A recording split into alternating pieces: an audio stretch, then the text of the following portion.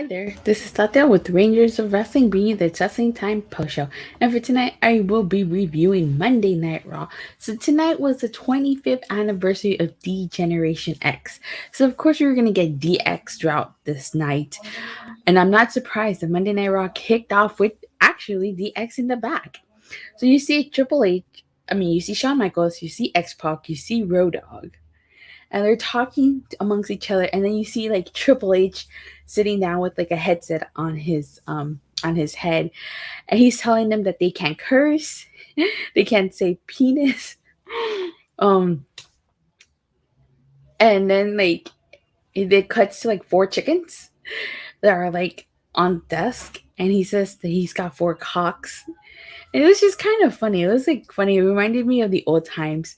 Now Triple H does say no fighting, so I wonder if that's like a shot thrown at AEW, because with all the drama that's been going on backstage. So I wonder if that was like a little shot at them. But overall, I thought that was a pretty hilarious segment. They still are just as funny as ever, but they were missing someone. They were missing a certain someone. I could have sworn there was 5 members of DX, not 4. But we'll get to that when we get to the end.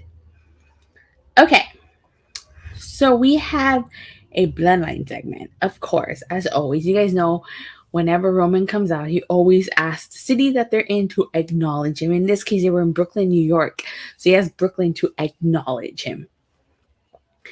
He doesn't like to dwell on the past, and he's told him that his father told him that the loudest person in the room is also the weakest in the room. So if you're the weakest in the room and you're part of the bloodline, you're a fool. And he starts to go to Jay. If you guys remember, like all of 2020, when Roman had that feud with Jay, and he even tells him, he said, "We've done this a few times before." And so then Sami Zayn interrupts him, and he starts to tell him that he assigned him this past Friday that Jay was his problem. So he wants to handle this issue. And then Roman says that Sami Zayn is an honorary Uce and that Jay is his problem. Now, Sami Zayn is just so hilarious. He starts talking about how he's got some pretty personal stuff. He's gotten into some pretty personal stuff, and that Jay's behavior as of late hasn't been very oozy, which I thought was hilarious. Because, like, what is oozy? Like, what does it mean to be oozy? That was the best Raw I've attended. My voice is a little scratched. I was trying to look for you on TV, but I couldn't see you. Were you on the TV side Were you on the TV side and just like up in the rafters, or like were you on the non-TV side? And then like he starts talking about how he gives Jimmy Uso a demonstration. He says, "Who doesn't love Jimmy Uso?" He just starts saying, "Look at that smile. Look at Solo. He's serious and kind of cool, and that Jay needs to be cool." I thought this was so hilarious, like because Jimmy was just there surviving. Solo Sikoa was just like looking at Zayn with the serious face. Oh my god, Sami Zayn played his role perfectly. And so Jay starts saying, "Is this a joke? Is he being ribbed?" And so like Riddle comes out, and this is, I feel like, okay, this kind of ruined the moment here. He basically wants to come out and challenge Roman one last time for the title, but as you guys remember, as long as Roman is champion, Riddle cannot challenge for the title since Roman beat him. And so Roman reminds Riddle of that. "I was near the section that's next to the hard cam. I sat in the same section for Raw 2 years ago before the pandemic." Oh, that's cool. That is really, really cool. So the whole, like, one of the things that I like about the segment is that you have Jay trying to encourage Sami Zayn to step up. And Riddle says yeet. And Sami tells him he can't say yeet, that that's a family thing. And that Jay tells Sami that Riddle's disrespecting him. And so Sami Zayn basically accepts Matt Riddle's challenge on one-on-one. This whole segment, it just adds to the story of the Bloodline eventually turning on Sami Zayn. I mean, Sami Zayn was just hilarious in this segment. He played his role perfectly. I didn't like the fact that Matt Riddle came out. I feel like kind of took away from the moment, but I get it. Because because Jay and Sami were supposed to have that little moment. This show felt like a Raw after Mania. It definitely did. So much went down tonight. But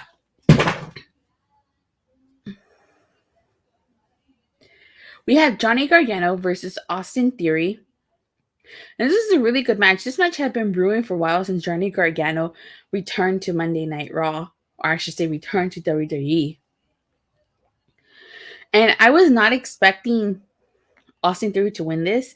And I liked how they kept acknowledging it was like the student versus the teacher type of thing, because Austin Theory and Johnny Gargano were both in the way on NXT. I really like that Theory used Gargano's own move on him, the Gargano escape. Just imagine if Theory would have defeated Johnny Gargano with the Gargano escape. But that did not happen. Johnny Gargano did a DDT through Theory on the outside, and then the final beat, and Johnny Gargano was victorious here. So good match. Like I said, I really enjoyed the match. But where do we go with Theory and Gargano now? I mean, I think the feud is over unless the ultimate goal is to feud for that briefcase. We have to wait and see. But like I said, very good match. We get the most random match in Rey Mysterio versus Chad Gable. Totally random, honestly. Although I think this is the first ever matchup because I don't recall them ever facing each other in singles competition. But let me know in the live chat if they have, because I don't remember. So of course Dom and Rhea come out. I was surprised they didn't get involved in this. So Rey successfully defeats Chad Gable. And then you have Dom basically egging on his dad to hit him and to attack him. He's shoving his dad, and Rey doesn't want to do it. He slaps Rey. Balor and Damian Priest try to attack Rey. He takes him down, and Dom finally hits his dad, and he calls him a perro, which is Spanish for dog. And so Rhea ends up holding Rey while Dom does the 619 to him. So Rey needs to give Dominic the chancla. Seriously, I don't know what he's waiting for. He needs to hit him with that chancla. Has anybody ever gotten hit with the chancla? That thing really hurts. It's like a boomerang. It never misses its target. That's what he needs, a good old-fashioned chancla. So I don't know how Dominic is still standing, though. You would think anybody who talks to their dad that way, or even their mom, they'd be 6 feet under. So this leads into a Judgment Day promo. And if you guys notice, Rhea Ripley had an armband that said Beth Phoenix on it. Which I thought was hilarious because of what they did to poor Beth Phoenix at Extreme Rules. So they were just talking about Extreme Rules and about how Finn Balor made Edge say, "I quit." And he calls out AJ Styles, who, if you guys remember, he's been trying to recruit AJ Styles. And he was going to offer him an ultimatum. And so AJ comes out and he plays his part perfectly. He says that he's not here to argue with him and he's right, that he's been alone. And there comes a time when a man needs friends. Hell, he needs a family, and he is his brother's keeper. So he takes a bow. And he hugs Finn Balor, but then he says that he wasn't talking about Balor. So I was like, wait, what? Now, there had been reports this morning that said that Doc Gallows and Carl Anderson were potentially coming to WWE. I was not expecting them to return tonight. So Doc Gallows and Carl Anderson are back, and they chase away Judgment Day, and Rhea saves Dom. Now, I have to say, now, even though the odds are technically even as 3 against 3, they still need a girl to take out Rhea. So I don't know how this would work with the female end. I don't know who they would pair them up with. Any suggestions? So Fightful Select reported that Anderson and Gallows had indicated to them that WWE had interest in them as early as this summer when they were still under contract with Impact Wrestling. So I'll say something about that. The two were very transparent about the interest towards the end of their Impact Wrestling contract, which ended up going a month longer than expected. So their contracts were originally supposed to expire in July, but they actually ended up expiring in August. They actually expired Power Morphicon weekend, which was August 26th to the 28th. So Fightful was originally told that Gallows and Anderson were committed to work through New Japan through Wrestle Kingdom. They did not have contracts. Mind you, Carl Anderson is currently the New Japan Never Open Weight Champion. I was not expecting Gallows and Anderson returning. I wasn't expecting them to return tonight. And so they also go on to report that there were tons of people backstage, which included Brock Lesnar, Vincent, and Dutch of the Righteous. So I'm not too familiar with the Righteous. I don't know much about them, but I do know who Vincent is. Thanks to Impact Wrestling, I'm a little familiar with Vincent. So I'm very curious to see what they were doing backstage. Maybe they're gonna be members of Bray Wyatt's stable. I guess we have to wait and see. We got to tune into SmackDown apparently. Von Wagner, Carmelo Hayes, Maurice, and more. And the idea of trying to get Billy Gunn for tonight's DX celebration was being thrown around. So I have to say, I know that there have been reports of WWE doing contract tampering. I guess this proves that WWE was doing contract tampering, as it said that WWE had reached out to Gallows and Anderson while they were still under Impact Wrestling, under contract with Impact Wrestling. So I guess those reports were true. But nevertheless, I was shocked. I was not expecting them to return tonight. But what were your thoughts on Gallows and Anderson returning? Let me know in the comment section down below or in the live chat if you're watching this live. So then afterwards, we get a backstage segment with Roman. He's just going to take New York. That could be a movie. Paul Heyman and Roman take New York. Or Paul Heyman and Roman Reigns do Manhattan. And so he basically leaves Jay with Sami. And he tells him to make sure Sami Zayn wins tonight. That should be fun.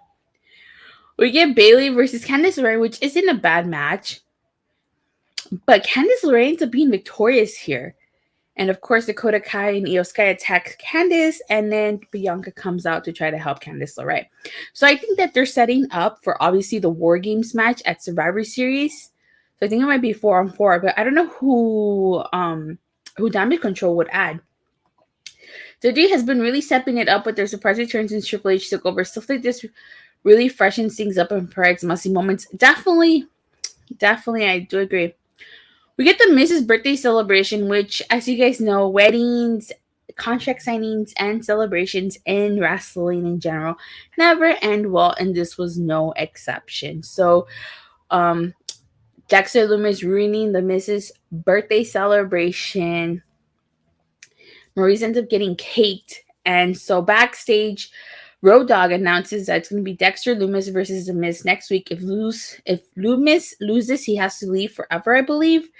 So I'm finally glad that we're finally getting a match. That's what this was building to. It just took a long time to get there. The Miz segment was a waste of time, 2 months, and still no explanation. Yeah, exactly. So, this storyline is moved pretty slow. And so I don't know what the whole end game for this storyline is, but after this match, we have to move on. We really do. It was okay the first couple weeks, but after they just keep doing it. And where the hell is Tommaso Ciampa? Seriously, we haven't seen Tommaso Ciampa. Is this going to factor into the storyline, or is whatever's going on with Tommaso Ciampa a completely separate thing? So we get a 2-on-1 handicap match. It's Omos versus 2 local jobbers. I think they were Robert Adams and Joseph Torres. What am I going to say about this? It's a squash match. Omos wins. Big deal. He's done this a million times. I guess they're trying to rebuild him, but we really don't need Omos anymore now that Braun Strowman is back. So, again, I don't know. But what do you guys think? Do you guys think that they should continue doing squash matches, or should we move on from something else? It was at this point I went to the bathroom. You made the right call. All right, so Bobby Lashley comes out. Mind you, he's going to defend his United States Championship against Seth freaking Rollins.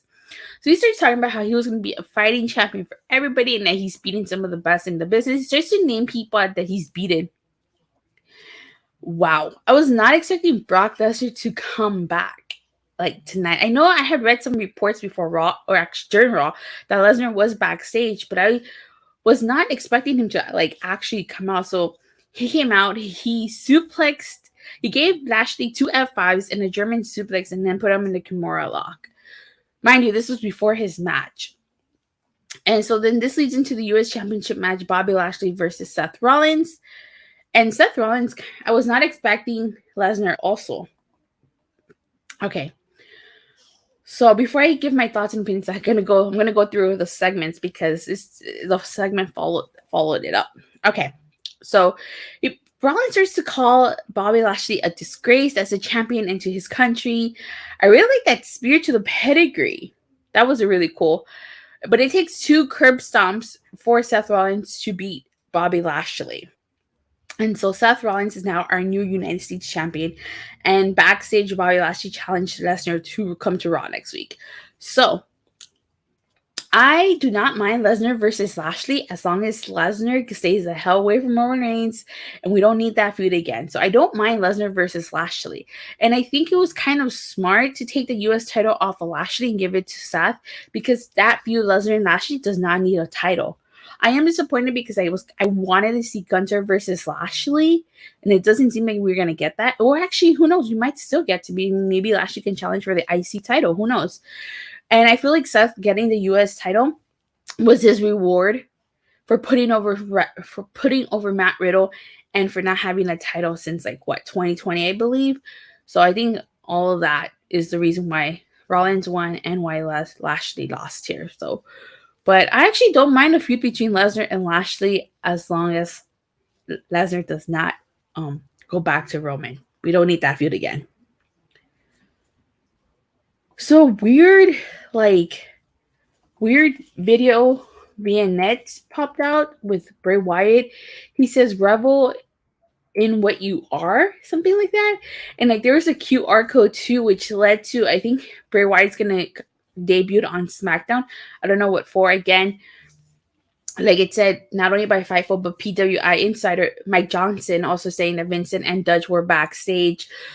I'm just going to go out on a limb here. Maybe they're going to be part of Bray Wyatt's stable. I don't know. It's only a matter. We just have to wait and see. The crowd booed because no Bray Wyatt. I knew he wasn't going to be there. Yeah, I'm surprised he's not there. I guess you're trying to help SmackDown. All right, so we also find out Elias returns next week. I am so happy. I get to walk with Elias again. WWE stands for Walk with Elias. I'm so happy he's coming back. I cannot wait for Elias to come back. So we get Sami Zayn versus Matt Riddle. Good match. But the whole purpose of this match was once again to further the storyline between Jey Uso and Sami Zayn, because Jey Uso, remember, he was given a direct order to make sure Sami Zayn wins this match. Now, he tried to get involved a couple of times, but Sami Zayn did not let him. He did not let him. He told him he didn't need his help. And it seemed like, wow, that's mean. That is very mean. And it seemed like towards the end, when Sami was kind of distracting the ref, he was expecting the Usos to kind of get involved, but he didn't. But they didn't, again, because he told him he doesn't need help. So Matt Riddle ends up winning this with an RKO. And I don't know who Roman's going to be more mad at, Sami Zayn or at Jey Uso for failing to ensure that Sami Zayn won this match. Elias equals ratings. You're damn right. Damn right, Elias equals ratings.